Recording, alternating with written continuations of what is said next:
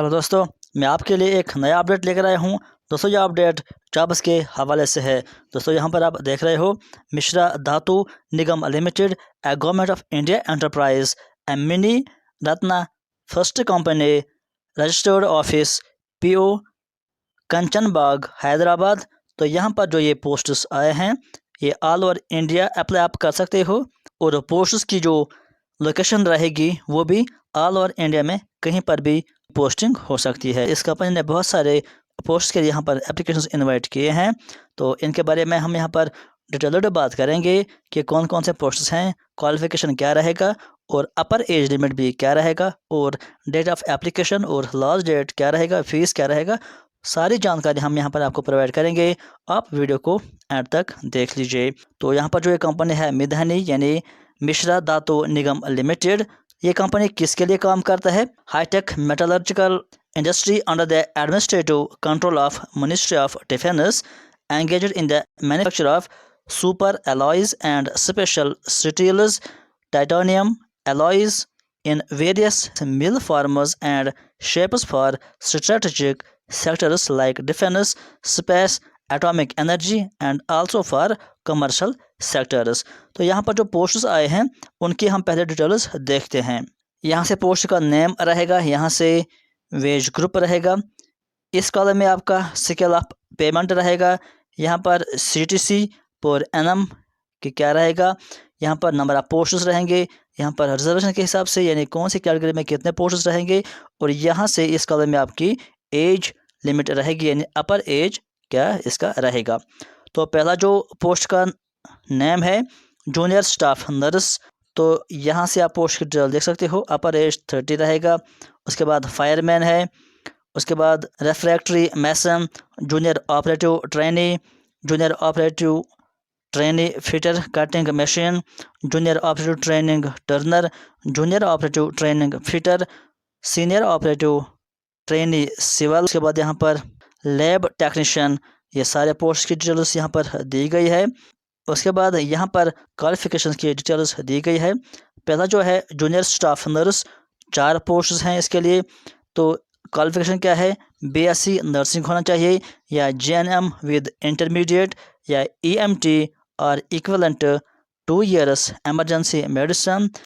उसके अलावा वैलिड या एक्टिव रजिस्ट्रेशन होना चाहिए विद स्टेट या नेशनल नर्सिंग काउंसिल और पैरामेडिकल बोर्ड। तो रजिस्ट्रेशन ज़रूरी है इसके लिए। उसके बाद मिनिमम 2 years एक्सपीरियंस होना चाहिए आफ्टर नर्सिंग रजिस्ट्रेशन। उसके बाद यहाँ पर और कुछ पॉइंट्स दिए गए हैं। उसके अलावा यहाँ पर जो दूसरा है फायरमैन, 3 पोस्ट्स हैं। SSC पास होना चाहिए, basic course on elementary and fire fighting from a recognised institute, possessing LMV यानी लाइट मोटर व्हीकल या हैवी मोटर व्हीकल लाइसेंस इसके लिए ज़रूरी होनी चाहिए। उसके बाद एक्सपीरियंस की बात की गई है, 4 years की मिनिमम एक्सपीरियंस यहाँ पर रहेगी, और एंड्योरेंस टेस्ट यहाँ पर रहेगा। फायरमैन के लिए कुछ टेस्ट भी आपके रहेंगे। एंड्योरेंस टेस्ट उसको कहते हैं, यानी carrying a man, clearing 2.5 metre यानी long jump, climbing 3 meters vertical rope, must be physically fit, ये तो पता ही है। और हाइट क्या होना चाहिए, चेस्ट क्या होना चाहिए, वेट कितना होना चाहिए, मिनिमम ये यहाँ पर दिया गया है। ये फायरमैन के लिए था। उसके बाद जो रिफ्रैक्टरी मैसन है, 1 पोस्ट, इसके लिए SSC qualification with minimum 5 years post qualification experience यानी 5 साल का एक्सपीरियंस होना चाहिए।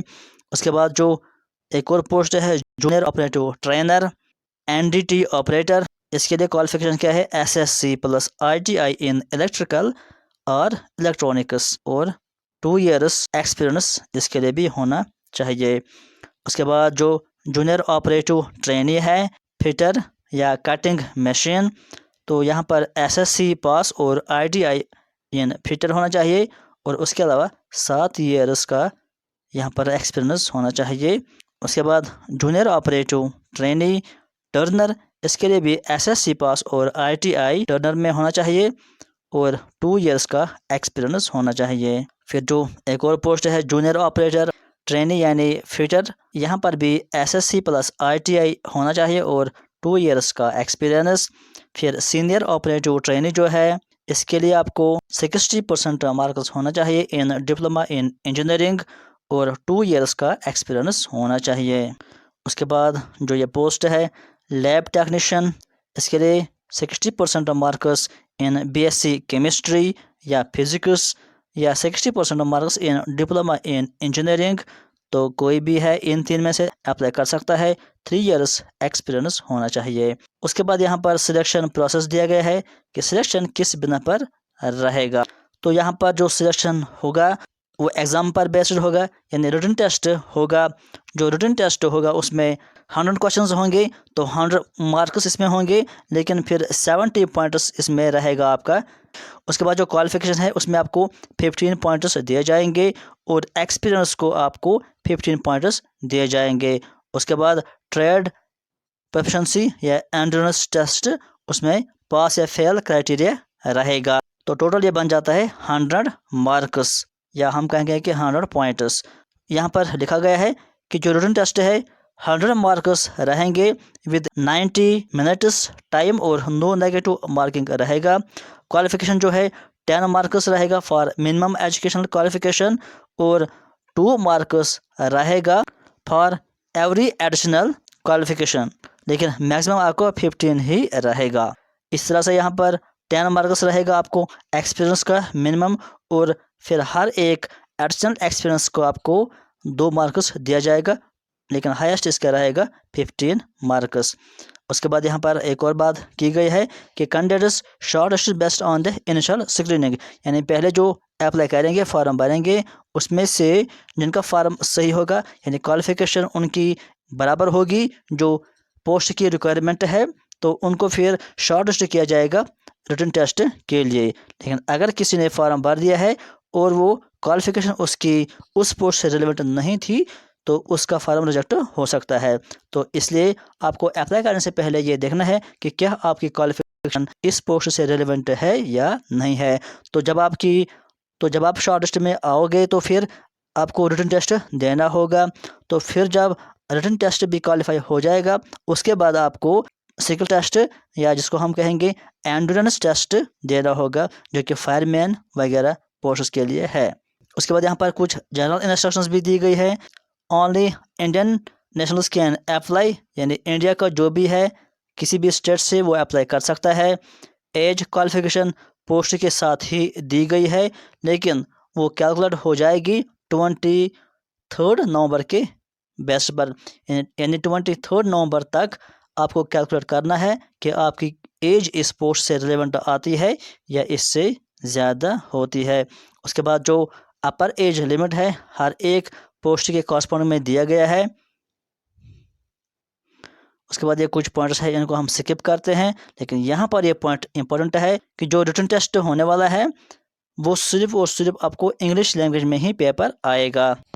उसके बाद ये कुछ पॉइंट्स हैं इनको हम स्किप करते हैं, लेकिन ये वाला पॉइंट इंपॉर्टेंट है कि नेसेसरी इन्फॉर्मेशन, अगर आप चाहते हैं इससे रिलेटेड और इन्फॉर्मेशन तो आपको इस वेबसाइट पर क्लिक करना है। यहाँ से आपको और भी इसके बारे में इन्फॉर्मेशन मिल जाएगी।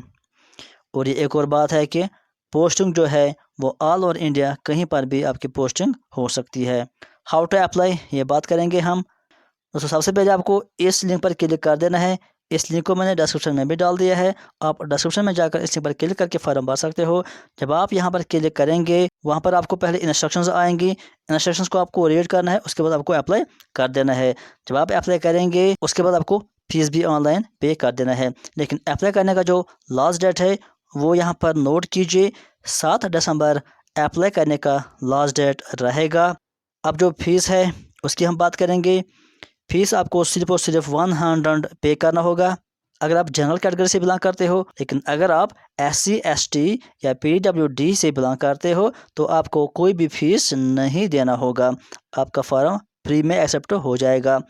उसके बाद यहाँ पर एक और इम्पोर्टेंट बात यह भी है कि आपको फॉर्म के साथ अपने डॉक्यूमेंट्स जो भी इस पोस्ट से रिलेवेंट है वो सारे के सारे अपलोड करने होंगे, जिसमें DOB आता है, जिसमें क्वालिफिकेशन आता है या जिसमें एक्सपीरियंस की सर्टिफिकेट आता है, ये आपको अपलोड करना होगा। जब आप ऑनलाइन फॉर्म सबमिट करेंगे उसके बाद आपको हार्ड कॉपी कहीं पर भी सबमिट नहीं करनी है, सिर्फ आपको ऑनलाइन ही फॉर्म और फीस भी भर देना है। तो दोस्तों ये था एक अपडेट। जॉब्स के हवाले से आज की वीडियो में फिलहाल इतना ही। Thank you.